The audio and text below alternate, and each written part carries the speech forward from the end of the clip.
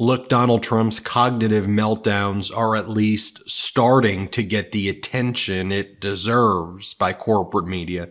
And I say starting charitably because this is so utterly unhinged and deranged what's taking place every single day. And I always like to compare Donald Trump's cognitive meltdowns to the speeches and policies and very kind of normal pro-democracy, pro-America positions of President Biden. It's why the MAGA Republican propaganda machine by Fox and other right-wing media has to work so hard to put front page covers that are just made up, false, and defamatory, like the ones they put up a few months back, Joe Bribin, right, where they had to use quite literally foreign agents, spies from Russia and China to launder information through MAGA Republican Congress members to defame President Biden with fake audio recordings that don't exist.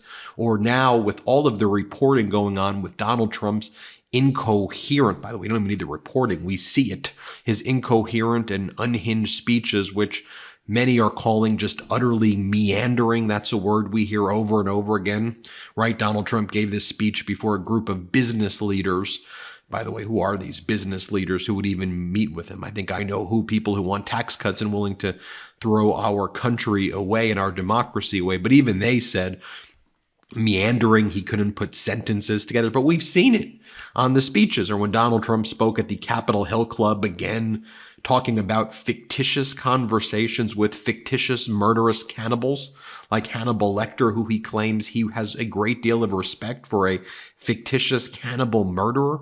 Like, what are we even talking about here? But I also want to drill down as well on what Donald Trump is messaging his supporters. And you've seen, I show you the emails that he posts, right? Or the emails that he sends to his supporters. But like on Flag Day, right, commemorating the American flag, this is what Donald Trump posted, or this is what Donald Trump's team sent an email about.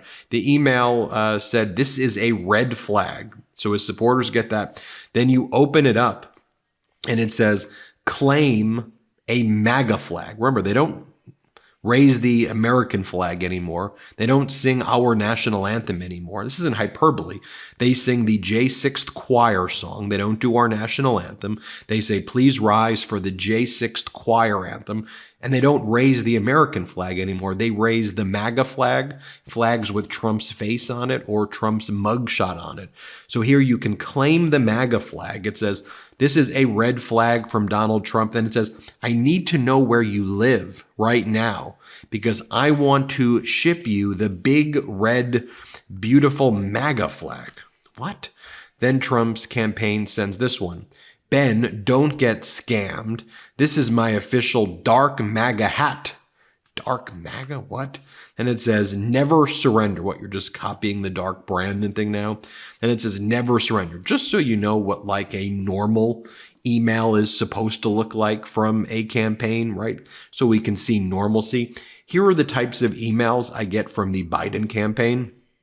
Talks about a new ad. On Flag Day, Biden-Harris 2024 launches new ad highlighting President Biden's fight for patriotism and democracy. Check out this new ad on Flag Day with the new ad highlighting President Biden's fight for patriotism and democracy. And then you click on it, and here's what you see. Here, play this clip.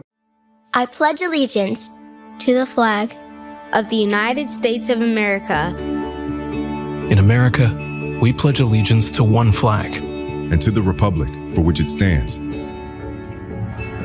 Not this flag. This one. One nation. Under God. Indivisible. With liberty and justice for all. I'm Joe Biden, and I approve this message. So while President Biden is doing that, Donald Trump gave a speech in West Palm Beach at this thing that they call Club 47, which is just like an airport conference room. And what does Donald Trump talk about? How he passed dementia tests and how he did it again. He passed another dementia test. Here, play this clip. Ronnie, I said, "Well, is it hard?" He said, "Yeah, it's hard. The last 3 quarters are pretty hard, right? The first question's easy." I said, "Well, let's do it, Ronnie. Let's do it." Did I ace it? I aced it. He said I aced it. Doc Ronnie from Texas. Then he talks about he's complaining that Dr. Jill Biden would visit Hunter Biden at the criminal trial, and that makes Donald Trump very upset, he says. Here, play this clip.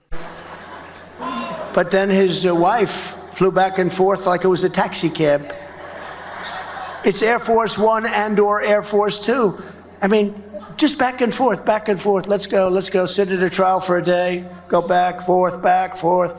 It's really terrible. But that's... Then Donald Trump talks more about dementia tests or cognitive tests. Here, play the clip. In fact, I think we should have, and I've called it, all presidents should have aptitude tests, IQ tests, or cognitive tests.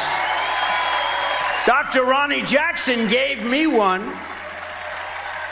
And by the way, here is a reporter who heard about Donald Trump's speech in front of that business group where Trump couldn't put together coherent thoughts. Here, play this clip. I will say I was surprised. I spoke to a number of CEOs who I would say walked into the meeting being Trump supporter-ish or thinking that they might be leaning that direction, who said that he was remarkably meandering, could not keep a straight thought, was all over the map, and that they, which maybe not surprising, but was interesting to me because these were people who I think might have been actually predisposed to him and actually walked out of the room less predisposed to him, actually predisposed to thinking this is not necessarily, as one person said, this may not be any different or better. You go on Donald Trump's social media, he's posting things like this: America's last hope, with a photo of him saluting. By the way, he salutes and waves now at like imaginary crowds, and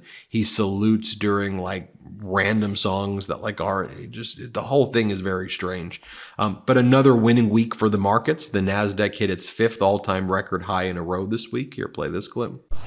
All right, we wrapped up largely another winning week for the markets, especially the NASDAQ, its 5th record in a row. It's hot outside, and your nighttime bedroom temperature has a huge impact on your sleep quality. If you wake up too hot or too cold, I highly recommend you check out Miracle Made's bed sheets. Miracle Made sheets are inspired by NASA and use silver-infused fabrics that are temperature regulating so you can sleep at the perfect temperature all night long.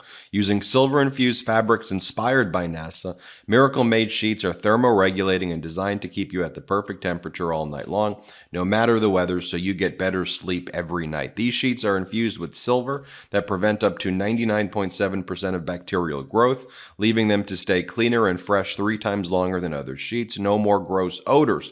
Miracle sheets are luxuriously comfortable without the high price tag of other luxury brands and feel as nice, if not nicer, than the sheets used by some 5-star hotels. Stop sleeping on bacteria. Bacteria can clog your pores, cause breakouts and acne. Sleep clean with Miracle. Go to trymiracle.com/Meidas to try Miracle Made sheets today. And whether you're buying them for yourself or as a gift for a loved one, if you order today, you can save over 40%. And if you use our promo Meidas, MEIDAS at checkout, you'll get 3 free towels and save an extra 20%. Miracle is so confident in their product, it's backed with a 30-day money-back guarantee. So if you aren't 100% satisfied, you'll get a full refund. Upgrade your sleep with Miracle Made. Go to trymiracle, TRYMIRACLE, trymiracle.com/Meidas, and use the code Meidas to claim your free 3-piece towel set and save over 40%. Again, that's trymiracle.com/Meidas to treat yourself. Thank you, Miracle Made, for sponsoring this episode. Donald Trump then attacks the crowd. Again, we don't need your vote. He says, we don't need your vote. Here, play this clip. I actually tell our people, we don't need your vote. We got so many votes, we don't need them. We just don't want to see votes stolen. We don't want to say, steal the vote. We're not letting it happen. We're not going to let it happen. It's not happening again. Our country can't take it, and we're not going to let it happen again. One of the things that Donald Trump did as well is he attacked President Biden for being too energetic and saying, well, Biden's flying back and forth to different countries. Here, play this clip. Dollars in waste. He is wasting hundreds of billions of dollars. Even Europe. Did you see? He flies back and forth and back and forth. He spends a day and then comes back. The Biden campaign responded and said, well, some of us have jobs to do, Donald. Also, the Biden-Harris campaign put out a statement on the Supreme Court's ruling striking down a ban on bump stocks and allowing bump stocks to be sold freely, which is just going to put so many lives of people in danger. But this is the type of thing that you expect from, like, this is what leaders should be talking about, right? Like, how do you keep us safe? So here's the statement. Trump did this. Biden-Harris 2024 statement on SCOTUS bump stock decision. Weapons of war have no place on the streets of America, but Trump's Supreme Court justices have decided the gun lobby is more important than the safety of our kids and our communities. If you care about the gun violence crisis in this country, there is only one candidate in the race with a proven record of successfully taking on the gun lobby, and only one candidate who will ban assault weapons and high-capacity magazines. That's President Biden. Donald Trump, through his words, his actions, and his Supreme Court nominees, makes it very clear every day that he doesn't care if the American people live or die at the hands of weapons of war on our streets. He tells us to get over it. Trump only cares about the safety, security, and freedom of one person, Donald Trump. And part of what Donald Trump's doing is also he went on this weird podcast like Logan Paul, and a confused sounding Trump claims that the deep state is hiding aliens from him. That's what he claims. They're hiding aliens from him. Here, play this clip. Yeah, for sure. Is there a chance that one of these orgs is potentially hiding information from you about aliens? I guess so. It's you have the deep state, and you do have a deep state. And certainly in response to Donald Trump insulting the city of Milwaukee, Trump said it's a horrible city. Wisconsin Senator Tammy Baldwin writes, Donald Trump called Wisconsin's largest, most diverse, and economically powerful city horrible. He couldn't be more wrong. The people of Milwaukee will remind him in November. Meanwhile, President Biden posts, from driving forward development and clean energy, economic development, food security, and digital connectivity to historic global infrastructure investments, today's working sessions were as wide-ranging as they were productive. He was at the G7 getting things done. He also has a list of things that were done. Together, G7 nations are stepping up to meet the challenges of our time, funding Ukraine's fight for freedom, boosting the World Bank's lending firepower, confronting China's non-market policies, mobilizing capital for global infrastructure investments, helping high-ambition countries break the debt impasse, driving up costs for the Russian war machine, advancing an Indo-Pacific region that is open, secure, and prosperous, making new commitments on food and health security, coordinating to harness the benefits of AI for all while mitigating its risks.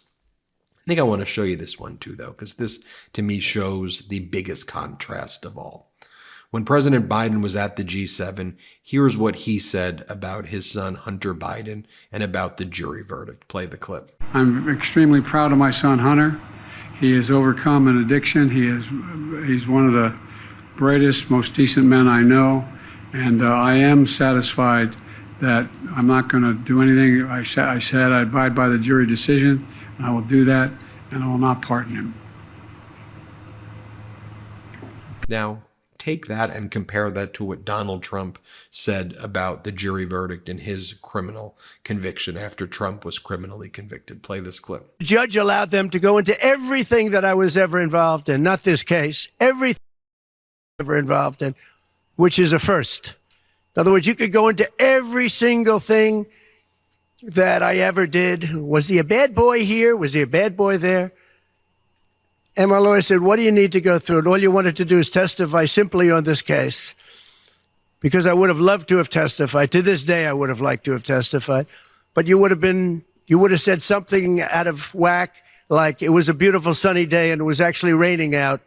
And I very much appreciate the big crowd of people outside. That's incredible what's happening. The level of support has been incredible. It's why it's important that we share with you the contrast here. Make it very clear what's going on. You decide for yourself. Just going to show you what's happening. I'm Ben Meiselas. This is the MeidasTouch Network. Have a wonderful day. Hit subscribe. Let's get to 3 million together. Thanks for watching. Hey, Meidas Mighty. Love this report? Continue the conversation by following us on Instagram @MeidasTouch to keep up with the most important news of the day. What are you waiting for? Follow us now.